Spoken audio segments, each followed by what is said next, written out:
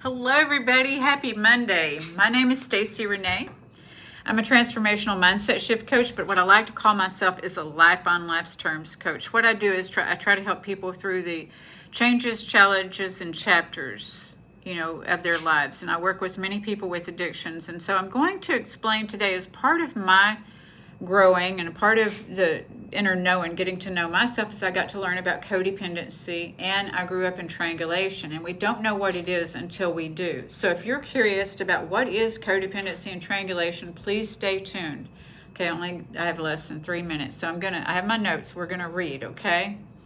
So the summary is of codependency and triangulation is that codependency is a behavior rooted in dysfunctional family systems and unresolved trauma. Melody Beattie's work brought awareness to how people who struggle with addiction may also struggle with codependency, the need to seek control, comfort, or validation outside of ourselves. So we have that through relationships, substances, or behaviors. Addictions may look like food, shopping, chaos, or even caretaking. All attempts to regulate inner discomfort. Okay, so codependents often take on excessive responsibility for others, confuse love with rescuing, suppress their own needs, feel guilty setting boundaries. They may feel anxious, controlled, or resentful, while believing their worth depends on being needed or fixing others. Triangulation occurs, and this is in relationship with codependency. It occurs when a third person is drawn into the conflict to manipulate, control, or divide people.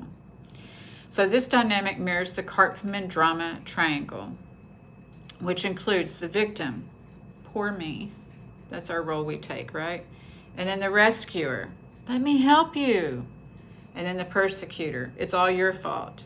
A lot of this is distraction as part of that trauma. Right? So people can unconsciously shift between these roles, creating emotional chaos and dependency.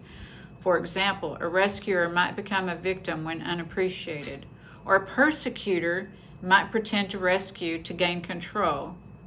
Recognizing these patterns helps you break free from the manipulation and reclaim your autonomy. So ultimately, healing means learning to recognize your part and stop playing these roles and build a sense of worth that isn't dependent on others' approval or dysfunction. Awareness brings choice, the power to live from self-love rather than fear or control. So I hope that this has been helpful. Stay tuned Wednesday for the full breakdown of this. What is codependency? What are the signs? See you then. Bye.